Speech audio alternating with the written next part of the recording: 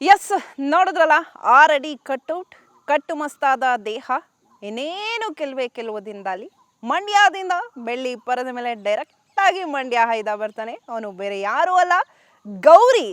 ಅದೇ ಗೌರಿ ಅನ್ನೋಕ್ಕೂ ಬರ್ತಾಳೆ ಅನ್ಬೇಕು. ಏನು ಗುರು ಬರ್ತಾನೆ ಅಂತ ಹೇಳ್ತಿದ್ದೀರಿ ಅಂದ್ಕೊಂಡ್ರೆ, ಈ ಗೌರಿ ಬೇರೆನೇ ಅಲ್ವಾ? ಸೊ ಈ ಗೌರಿ ನನ್ನ ಜೊತೆ ಇದ್ದಾರೆ, ಅವ್ರನ್ನ ಕಾರ್ಯಕ್ರಮಕ್ಕೆ ವೆಲ್ಕಮ್ ಮಾಡೋಣ. ಹಲೋ ಗೌರಿ, ಹೇಗಿದ್ದೀರಾ? ಸಮರ್ಜಿತ್ ಹೆಸರಲ್ಲೇ ಒಂದು ಪವರ್ ಇದೆ, ಹೇಗನ್ನಿಸ್ತಾ ಇದೆ?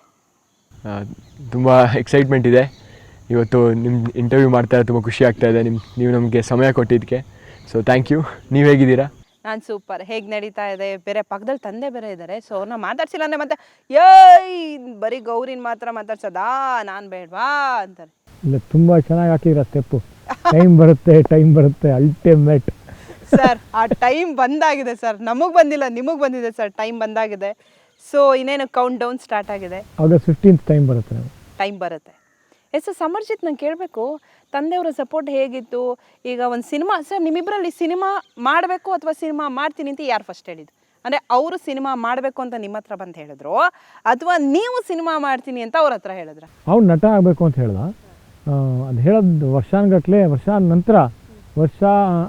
ವರ್ಷಗಳ ನಂತರ ನಾನು ಈ ಥರ ಒಂದು ಸಿನಿಮಾ ಮಾಡ್ತಾಯಿದ್ದೀನಿ, ಆಡಿಷನ್ ಮಾಡಬೇಕು ಅಂತ ಹೋದೆ. ಆಡಿಷನ್ ಮಾಡಿ ಸ್ಕ್ರೀನ್ ಟೆಸ್ಟ್ ಎಲ್ಲ ಮಾಡಿ ಆಯ್ಕೆ ಮಾಡಿದ್ದು. ಮಗಂಗೂ ಬಿಟ್ಟಿಲ್ವಾ ಸರ್ ನೀವು ಆಡಿಷನ್ ಮಾಡೋದು? ಇಲ್ಲ, ಪಾತ್ರಕ್ಕೆ ಸೂಟ್ ಆಗ್ತಾನ ಅಥವಾ ಯಾವ ಥರ ಪರ್ಫಾರ್ಮೆನ್ಸ್ ಯಾವ ಥರ ಇಂಪ್ರೂವ್ ಆಗಿದ್ದಾನೆ. ಈ ಕಾಲೇಜಸ್ ಹೋಗಿ, ಕಾಲೇಜ್ ಥಿಯೇಟ್ರ್ ಎಲ್ಲ ನಾಟಕಗಳು ಮಾಡಿ, ನ್ಯೂಯಾರ್ಕಿಗೆ ಹೋಗಿ ಅಲ್ಲಿ ತರಬೇತಿ ಪಡೆದು, ನಾನು ನೋಡಿರಲಿಲ್ಲ ಯಾವ ಥರ ರಿಯಲಾಗಿ ಪರ್ಫಾರ್ಮ್ ಮಾಡ್ತಾನೆ ಅಂತ. ನಾಟಕ ನೋಡಿದ್ದೆ ಕಾಲೇಜಲ್ಲಿ, ಒಂದು 2.5 ಗಂಟೆಯ ಒಂದು ನಾಟಕ, ಒಂದು ಅದ್ಭುತವಾದ ನಾಟಕ, ಒಂದು ಅದ್ಭುತವಾಗಿ ಪರ್ಫಾರ್ಮೆನ್ಸ್ ಮಾಡಿದ. ಸ್ಟ್ಯಾಂಡಿಂಗ್ ಓವೇಷನ್ ಸಿಗ್ತಾ ಹೊತ್ತಲ್ಲಿ. ನನಗೂ ಕ್ಯಾರೆಕ್ಟ್ರಿಗೂ ತುಂಬ ವ್ಯತ್ಯಾಸ ಇತ್ತು.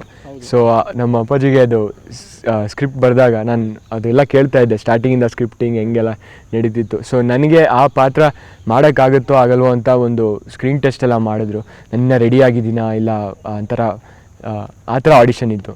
ಸೊ ಆಡಿಷನಲ್ಲಿ ಫಸ್ಟ್ ಡೈಲಾಗ್ ಹೊಡೆದ್ರ, ಆ್ಯಕ್ಟಿಂಗ್ ಮಾಡಿದ್ರ, ಏನು ಮಾಡಿದ್ರಿ? ಆಡಿಷನಲ್ಲಿ ನಮ್ಮ ಅಪ್ಪಾಜಿಗೆ ಕೇಳಬೇಕು, ಟೆಸ್ಟ್ ಕೊಟ್ಟಿದ್ದವರು. ಏನು ಟೆಸ್ಟ್ ಕೊಟ್ರಿ ಸರ್? ಇಲ್ಲ, ಒಂದು ಸೀನ್, 2 ಸೀನ್ ಕೊಟ್ಟೆ. 2 ಸೀನ್ ಇಡೀ ದಿನ ಶೂಟ್ ಮಾಡಿದ್ವಿ. ಅದು ಅಫ್ಕೋರ್ಸ್ ಕ್ಯಾಮ್ರಾ ಮತ್ತು ಎಲ್ಲ ಇಟ್ಕೊಂಡು ಲೈಟು ಫುಲ್ ಕ್ರೂ ಇತ್ತು. ಶೂಟ್ ಮಾಡಿ ಎಡಿಟ್ ಮಾಡಿದಾದ್ಮೇಲೆ ನನಗೆ ಖುಷಿ ಆಯಿತು. ಯಾಕೆ ಅಂತಂದರೆ ಇಷ್ಟು ಚೆನ್ನಾಗಿ ಇಂಪ್ರೂವ್ ಆಗಿದ್ದಾನೆ ಅಂತ ನನಗೆ ಅನಿಸ್ತು. ಯಾಕಂದರೆ ನಾಟಕ ಮಾಡೋದು ಬೇರೆ, ನಾಟಕದಲ್ಲಿ ಪರ್ಫಾರ್ಮ್ ಮಾಡೋದು ಬೇರೆ, ಆದರೆ ಸಿನಿಮಾದಲ್ಲಿ ಪರ್ಫಾರ್ಮೆನ್ಸ್ ಬೇರೆ. ಆ ಸಿನಿಮಾ ಸೀನ್ಸ್ಗಳನ್ನೇ ಕೊಟ್ಟೆ, ಒಂಥರ ಸಿನಿಮ್ಯಾಟಿಕ್ ಸೀನ್ಸ್ಗಳು ಕೊಟ್ಟೆ. ಅದರಲ್ಲಿ ಚೆನ್ನಾಗಿ ಪರ್ಫಾರ್ಮ್ ಮಾಡ್ದೆ.